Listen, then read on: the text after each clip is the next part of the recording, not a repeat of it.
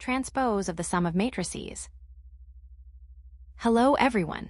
In this subsection, we are going to explore a fundamental algebraic property of matrices.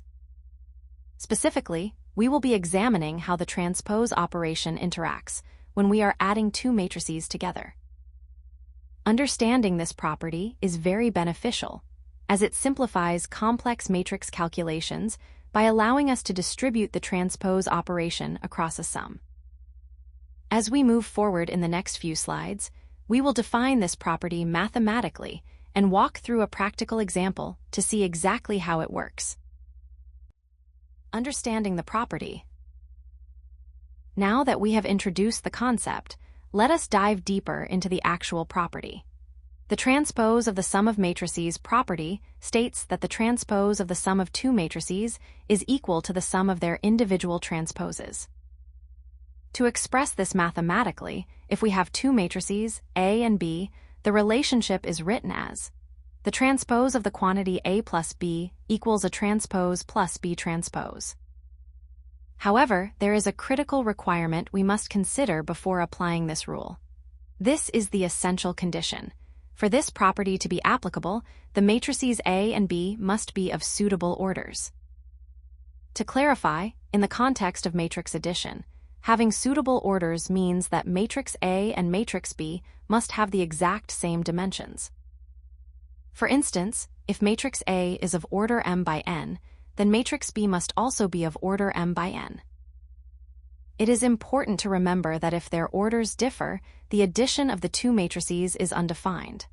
Consequently, if you cannot add the matrices, this property cannot be applied.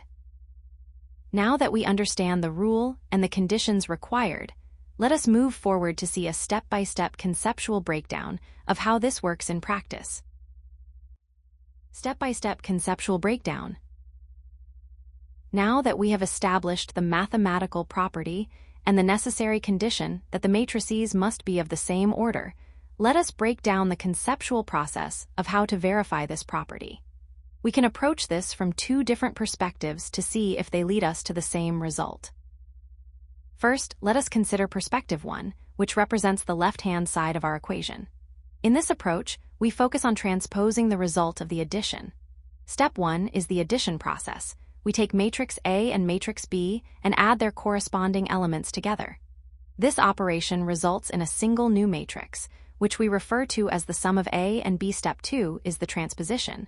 We take this resulting sum matrix and interchange its rows and columns. This final step gives us the transpose of the sum of A and B. Now let us look at perspective 2, which represents the right-hand side of our equation. Here, we reverse the order of operations by adding the individual transposes. Step 1 is individual transposition. We first find the transpose of matrix A, known as a transpose, and the transpose of matrix B, known as B transpose. Step 2 is the addition. We then add these two already transposed matrices together. This gives us the sum of a transpose and B transpose. The fundamental point of this property is the assertion that regardless of which perspective you take, whether you add the matrices first and then transpose the result, or transpose them individually first and then add them, the final resulting matrix will be identical. To see this in action with actual numbers, let us move on to the illustrative example in the next slide. Illustrative example. Now that we have discussed the theoretical property and the conceptual breakdown, let us apply these ideas to a concrete, real-world scenario to see how it works in practice. Imagine a company that operates two warehouses, Warehouse X and Warehouse Y. These warehouses store two types of products, laptops and tablets. To keep track of their inventory, the company uses matrices where the rows represent the work shifts, morning and evening, and the columns represent the products. Let us represent the stock in Warehouse X as matrix A. This is a 2x2 matrix, where the first row contains 10 and 20, and the second row contains 30 and 40. Similarly, let us represent the stock in Warehouse Y as matrix B. This is also a 2x2 matrix, with the first row containing 5 and 15, and the second row containing 25 and 35. Our goal here is to find the transpose of the total stock across both warehouses. This will allow us to verify if the property we discussed in the previous slides holds true. First, let us calculate the left-hand side of our equation, which is the transpose of the sum of A and B. We begin by finding the sum of matrix A and matrix B. We do this by adding their corresponding elements: 10 plus 5, 20 plus 15, 30 plus 25, and 40 plus 35.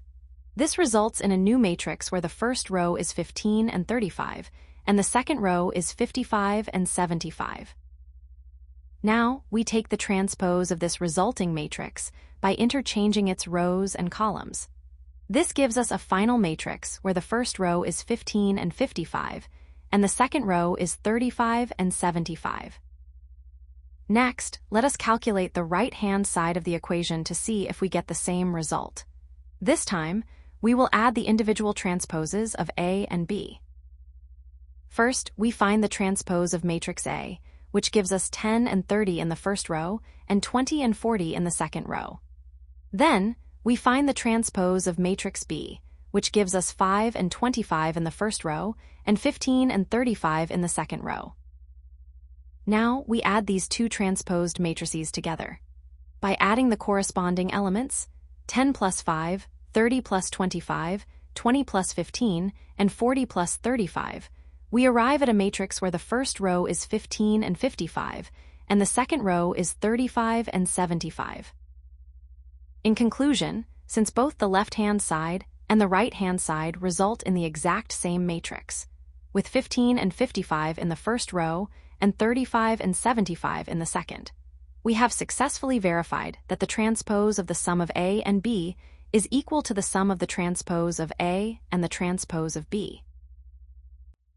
Common mistakes to avoid.